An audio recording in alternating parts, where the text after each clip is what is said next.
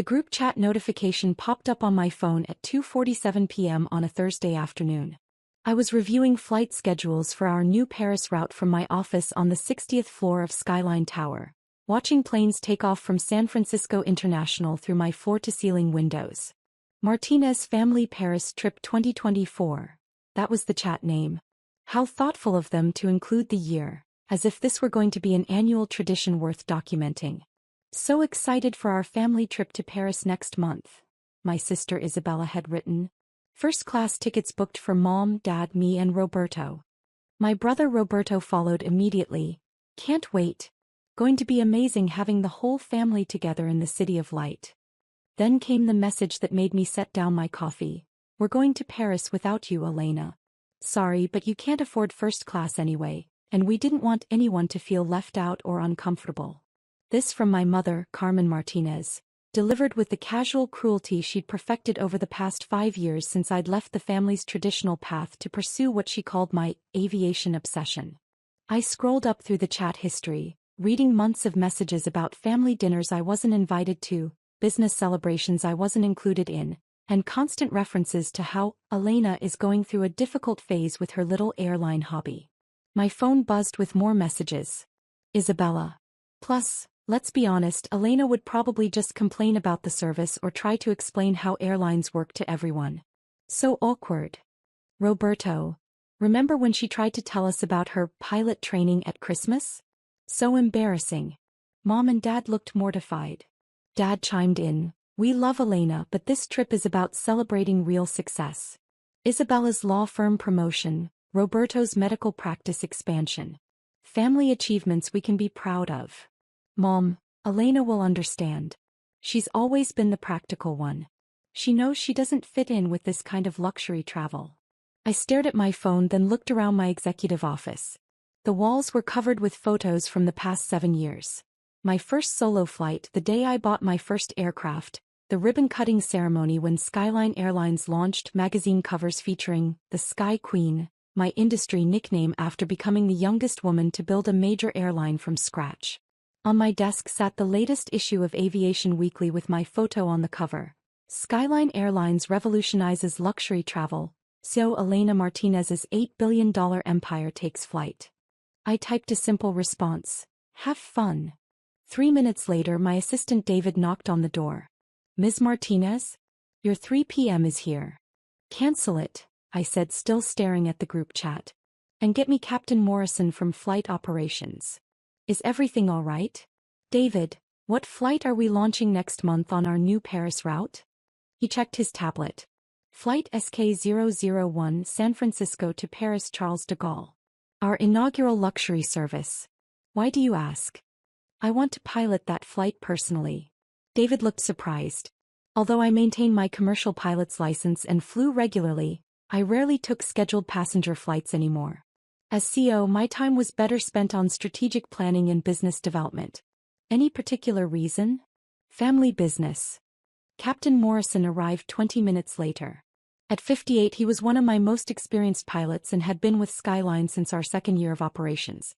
Elena, David said you wanted to discuss the Paris inaugural flight? Jim, I want to pilot SK001 next month. Can you handle the co-pilot duties?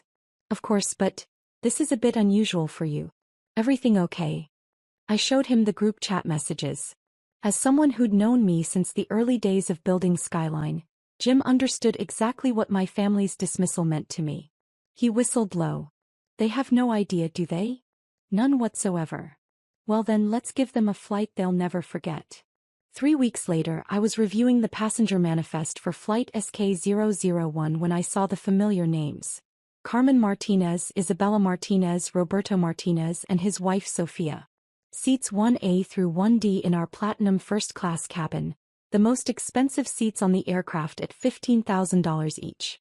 They'd spared no expense for their family achievement celebration, apparently. I called David. I need you to do something for me regarding the Martinez party in first class. What do you need? Make sure they receive our absolute finest service. Champagne service before takeoff, the premium meal selection, extra attention from the flight attendants. I want this to be the most memorable flight of their lives. Understood. Anything else? Yes. Make sure they're settled and comfortable before I make the standard captain's welcome announcement. The day of the flight, I arrived at San Francisco Airport at 4 a.m. for our 7 a.m. departure. The new Skyline Airlines flagship lounge was already bustling with passengers enjoying complimentary champagne, gourmet breakfast, and spa services while they waited for their flights. I spotted my family across the lounge at exactly 5:30 a.m., 2 hours before departure. They were dressed to the nines, Mom in what looked like a $3,000 outfit, Isabella in designer everything, Roberto and Sophia looking like they were heading to a red carpet event rather than a transatlantic flight. They were taking selfies next to the Skyline Airlines logo, clearly excited to be flying on what industry magazines called the world's most luxurious airline. What they didn't know was that they were taking photos next to the logo I'd designed personally 7 years ago, when Skyline was just an ambitious dream and a small loan I'd taken against my pilot training savings. I watched them for a few minutes, hidden behind my aviator sunglasses and captain's uniform. They were talking animatedly about their Paris itinerary, the Ritz, Michelin-starred restaurants, shopping on the Champs-Élysées. The kind of luxury vacation they assumed I could never afford. If only they knew that I'd been to Paris 47 times in the past 3 years, mostly for business meetings with European aviation authorities and luxury hotel partnerships. At 6:15 a.m., I made my way to the aircraft for pre-flight preparations. The Airbus A350 was our newest addition to the fleet, customized with only 60 seats, all in various levels of first-class service. The platinum cabin where my family was sitting featured lie-flat beds, personal shower suites, and a dedicated chef preparing meals to order. Captain Morrison met me in the cockpit. Ready for this? More than ready. The passengers began boarding at 6:30. Through the cockpit window, I could see my family being escorted to their seats with the VIP treatment I'd requested. Mom was practically glowing as the flight attendant offered her champagne and explained the seat features. I heard Isabella's voice through the cabin speakers as the flight attendants made their welcome announcements. This is incredible. I can't believe we're flying on Skyline Airlines. Elena would die of jealousy if she could see this. At exactly 7 a.m., with all passengers seated and the cabin doors closed, I picked up the intercom microphone for the captain's welcome announcement. Good morning, ladies and gentlemen, and welcome aboard Skyline Airlines Flight SK001, our inaugural non-stop service from San Francisco to Paris Charles de Gaulle. I could see my family through the cockpit door, which was open according to our standard operating procedures during ground operations. They were chatting excitedly, champagne flutes in hand, completely absorbed in their luxury experience. I'm Captain Elena Martinez, and I'll be your pilot for today's 11-hour journey to the City of Light. I watched the champagne glass slip from my mother's hand. For those of you who may not be familiar with Skyline Airlines, we're the world's newest luxury carrier, founded 7 years ago with a simple mission: to make flying an experience worthy of your destination. Roberto was staring at the cockpit door, his mouth open in shock. As the founder and CEO of Skyline Airlines, I'm personally piloting today's inaugural flight because this route represents something very special to me: the expansion of our European service and our commitment to connecting families across the globe. Isabella had gone completely pale. We'll be cruising at 41,000 feet today with an estimated flight time of 10 hours and 55 minutes. The weather in Paris is beautiful, 22 degrees Celsius and sunny, perfect for exploring everything the city has to offer. My mother was frantically whispering to my father, who looked like he'd seen a ghost. I hope you'll enjoy our signature service today.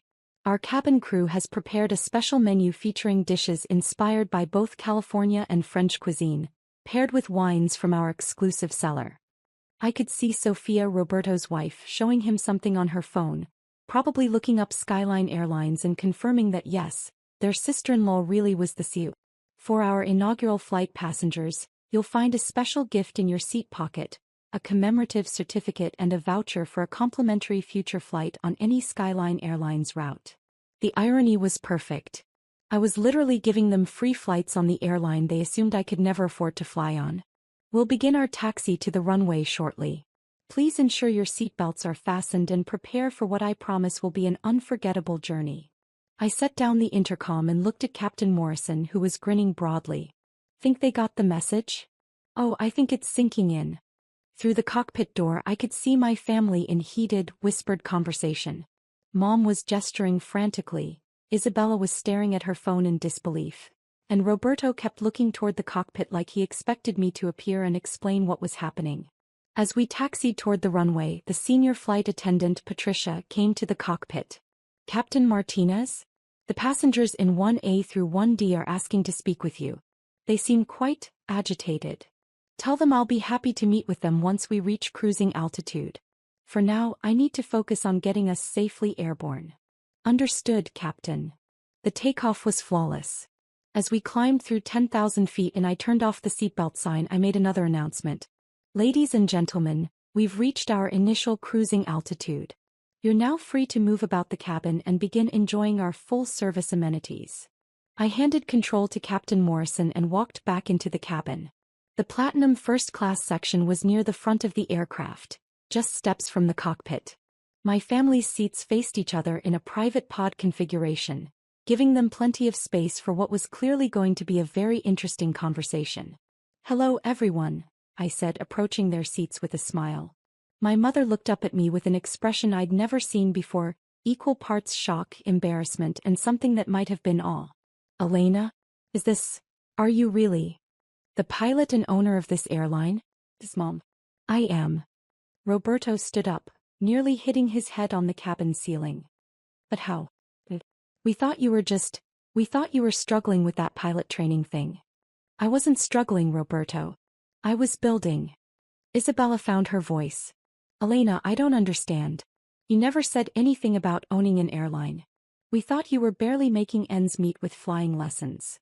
I settled into the empty seat across from them, seat 1E, which I'd kept available specifically for this conversation.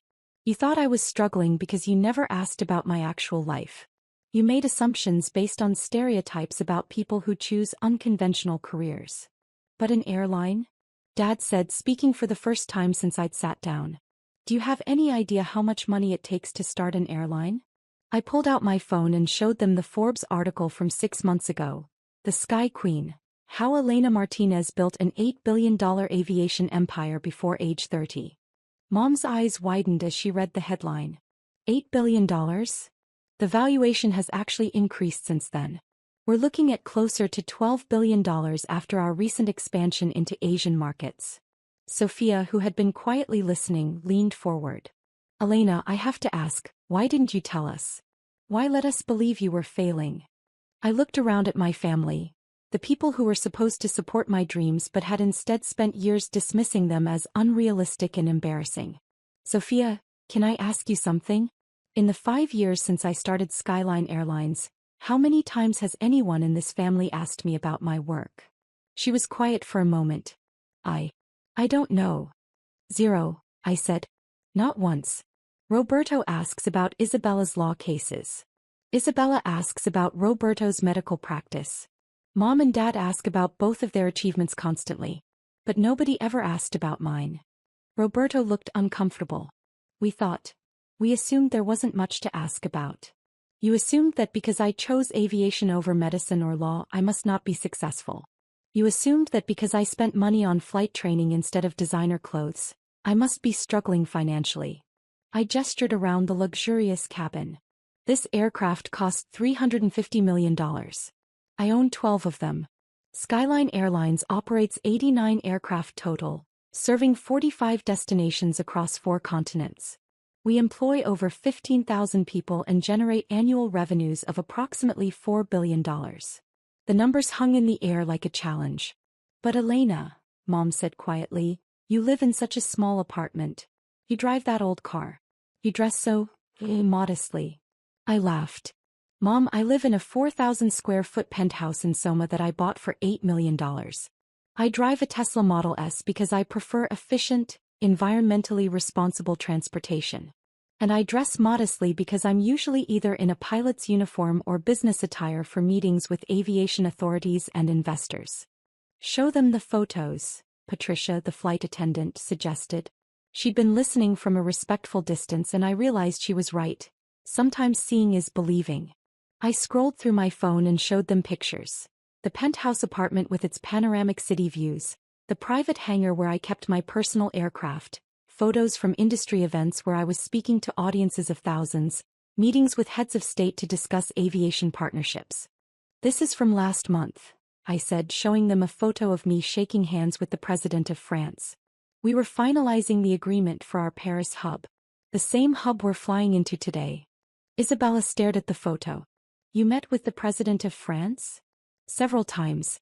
Also the prime ministers of the UK, Germany, and Japan. When you're building international airline routes, you meet with a lot of government officials. The cabin was quiet except for the gentle hum of the engines. Outside the windows we were flying over the Pacific Ocean at 41,000 feet, the curvature of the Earth visible in the distance. Elena, Dad said finally, I owe you an apology. We all do. For what specifically? He looked around at the rest of the family before answering. For assuming that your dreams were less valuable than ours. For treating your career like a hobby. For excluding you from family celebrations because we thought you couldn't afford them. And for not asking, Mom added quietly. For 5 years, we never asked about your life because we decided in advance that it wasn't worth hearing about. Roberto nodded. I realize now that every time you tried to share something about your work, we changed the subject or made dismissive comments. We trained you to stop talking to us about your achievements. I felt something loosen in my chest, a knot of resentment I'd been carrying for years without fully realizing it. Yes, I said simply. You did. Can you forgive us?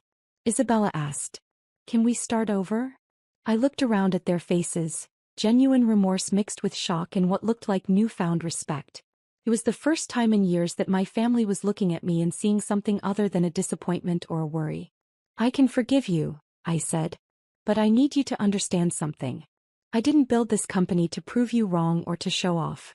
I built it because I love aviation. I saw opportunities to make flying better for everyone, and I had the vision and determination to make it happen. We understand, Mom said. Do you? Because this conversation isn't happening because I got lucky or inherited money or stumbled into success. This is happening because I worked 18-hour days for 7 years, because I learned everything I could about business and aviation, and because I never let your doubts become my limitations. Patricia approached our seats. Captain Martinez? Captain Morrison says we're about to begin our descent into Paris. He'll need you back in the cockpit. I stood up. Duty calls. Elena, wait, Roberto said. After Paris, would you like to have dinner with us? We'd love to hear about your company. Really hear about it, I mean. I looked at him, my brother who had spent years dismissing my dreams as impractical and embarrassing. Now he was asking to learn about the business I'd built, the life I'd created, the success I'd achieved without his approval or support. I'd like that, I said. But Roberto? Yeah. When we have dinner, I want you to tell me about your medical practice because you're proud of it, not because you're trying to impress me. And I'll tell you about Skyline Airlines the same way. Deal. As I walked back toward the cockpit, Isabella called out, Elena? Yes. Thank you for the first-class treatment. This really is the most beautiful aircraft I've ever been on. I smiled. Wait until you see our new Dreamliner. It makes this look like economy. The landing in Paris was perfect, smooth as silk on a clear morning with the Eiffel Tower visible in the distance. As we taxied to the gate at Charles de Gaulle, I made my final announcement as captain. Ladies and gentlemen, welcome to Paris, the city of light. The local time is 2:15 p.m., and the temperature is a beautiful 24 degrees Celsius. I could see my family gathering their belongings, but moving slowly as if they were reluctant for the flight to end. For our inaugural flight passengers, I hope this journey has been as memorable for you as it has been for me. There's something magical about connecting people to the places and experiences that matter to them. I paused, looking toward their seats. And sometimes, if we're very fortunate, we discover that the people who matter most have been right there with us all along. We just needed the right perspective to see them clearly. After the passengers deplaned, my family lingered at the gate. When I emerged from the cockpit, still in my captain's uniform, they were waiting for me. Elena, Mom said, we have a confession. What's that? We booked this trip partly to get away from what we thought was your failure. We wanted to celebrate our achievements without having to worry about you feeling left out or inadequate. I nodded. I figured as much. But now. She looked around at the Charles de Gaulle terminal with its soaring architecture and international bustle. Now we realize we were celebrating in your house. This terminal, this route, this entire experience, it's all something you created. With a lot of help from amazing employees and partners, yes. Dad stepped forward. Would you consider joining us for the rest of the vacation? We'd love to have you show us Paris from the perspective of someone who actually knows the city. I thought about it. I had planned to fly back to San Francisco on the return flight the next day. But I also had a standing invitation from the mayor of Paris to visit the new aviation museum, and there was a vineyard in Burgundy I'd been meaning to tour as a potential partner for our wine program. Actually, I said, I have a better idea. What if I show you the Paris that most tourists never see? The aviation museum, the private wine tastings, the restaurants that cater to airline executives and government officials. Isabella's eyes lit up. You mean like VIP Paris? I mean like Elena's Paris. The city I've come to know through 7 years of building international partnerships. We'd love that, Roberto said immediately. As we walked through the terminal toward passport control, I realized something had shifted. For the first time in years, I felt like I was walking with my family instead of despite them.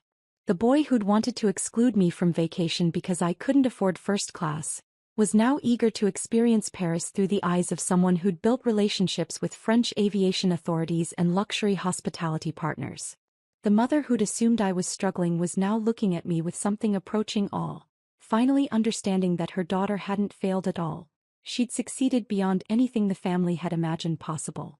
3 days later, as we sat at a private table at Jules Verne restaurant in the Eiffel Tower, a reservation I'd secured through my partnership with Air France, Roberto raised his champagne glass. To Elena, he said, who taught us that assumptions about success can blind us to the actual achievements happening right in front of us. And to family, I added, who can learn to see each other for who we really are, not who we expected each other to be. That night, flying back to San Francisco on Skyline Airlines Flight SK002, I sat in the jump seat in the cockpit, watching Captain Morrison handle the controls while I observed the familiar patterns of lights below. My phone buzzed with a message from the family group chat, which had been renamed Martinez Family Adventures, while we were in Paris. Isabella just posted photos from our Paris trip on social media. Elena, you're tagged in all of them. #Sistervo, #Skyline Airlines, #ProudFamily. Roberto. Elena, can we plan a family trip to Tokyo next year? I'd love to see your Asian operations. Mom, my daughter the airline owner. Still can't quite believe it but so incredibly proud. Dad, Elena, I've been reading about Skyline Airlines online. The employee satisfaction ratings, the environmental initiatives, the accessibility programs. You've built something really special. I typed back, thanks everyone. Love you all. See you for Sunday dinner at my place next week. I'll show you the view from the penthouse. As we flew through the night sky at 41,000 feet, I thought about the group chat message that had started everything. You can't afford first class anyway. They'd been wrong about so much more than just my ability to afford luxury travel. They'd been wrong about my capacity for success, my potential for leadership, and my ability to build something meaningful in the world.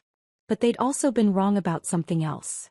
They'd assumed that success would create distance between us, when in reality, it had created the opportunity for a deeper, more honest relationship built on mutual respect instead of assumptions. Sometimes the best revenge really is living well. But sometimes, if you're very fortunate, living well becomes the foundation for healing relationships that seemed broken beyond repair. And as I watched the sunrise paint the sky ahead of us, flying home in the aircraft I'd designed, operated by the airline I'd built, surrounded by the family who finally saw me for who I really was, I realized that this felt better than any revenge I could have imagined. The girl they'd left behind in San Francisco had been transformed during that 11-hour flight to Paris. Not because I'd changed, but because they'd finally opened their eyes to see the woman I'd been all along.